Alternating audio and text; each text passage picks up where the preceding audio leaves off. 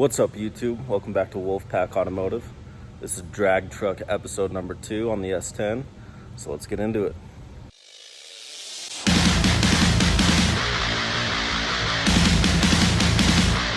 Let's get into the engine and drivetrain setup. I pulled a 5.3 out of a Tahoe at a local pick and pull for around $300. Had a little over 200,000 miles on it, but it looked pretty decent. And then I bought a T56 online for about $900. It was the cheapest near me, and it came out of a 97 Camaro. Once I got the engine on a stand, I immediately started tearing into it to see what it looked like underneath all the dirt. Got the motor, starting to tear her apart. Parts over here. Tomorrow we will take the heads off, and me and my dad stripped down the engine pretty fast to where it was just bottom end. Took everything apart. We looked inside the cylinders, and the cylinders looked good, pistons looked good, the walls were still intact. And then we took the heads off, and we had some aluminum cleaner, sprayed it on the heads and let them sit for probably a couple hours and clean them off. They looked pretty decent. And my dad started porting the heads by hand. Here's my cylinder heads. They are hand ported. My dad ported them for me. Still not finished yet fully.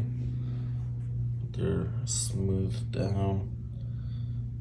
For better airflow, the valve seats need to be widened to 2-inch. It's a 1.78, and this needs to be 1.5. I believe these are the same still, but the intake valve needs to be bigger seats.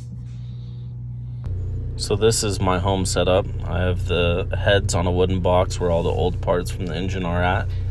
And then I have all my new parts just in a box on the side. I have quite a bit of parts, but not nearly enough to get it where I need to be. This is the oil pan I decided on running. I'll probably have to notch the cross member, but I'm not sure yet. This is what all the parts I have look like on the floor. So here is my 5.3 out of a Tahoe. It's 2002 LM7. It's been sitting here for about 2 years. I need the pistons, the wrist pins, piston rings. I need the main bearings, conrod bearings, and the cam bearings. But that's pretty much all I need left. So I can take this to the machine shop and get it finished. I have K1 rods that are a little bit bigger than stock.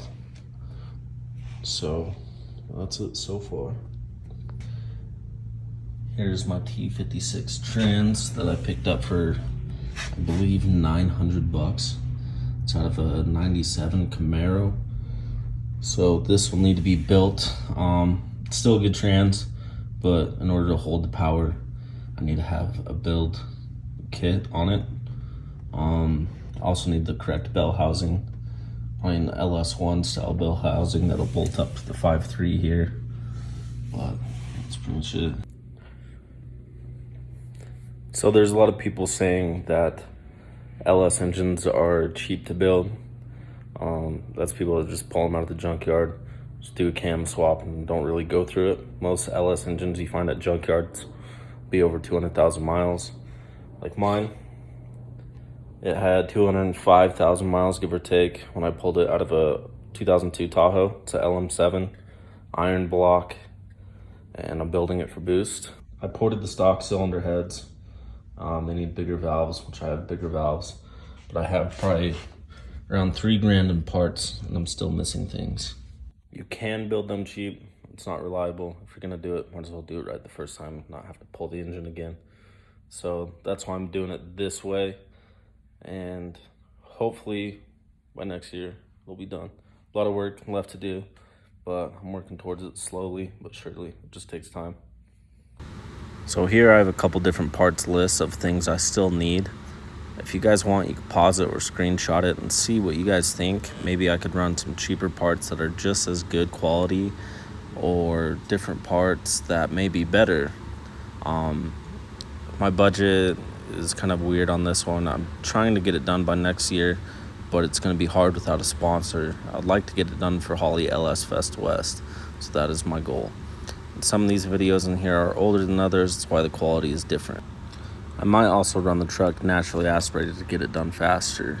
But if you guys like the build, make sure you leave a like, subscribe, comment. Let me know what you guys think about the build so far. And make sure you guys follow my TikTok. I have more current videos up there on my truck, as well as my Instagram. I'll leave those in the description below. If you guys also want to check out my Facebook page, I will leave that in the description as well. And thank you guys for watching.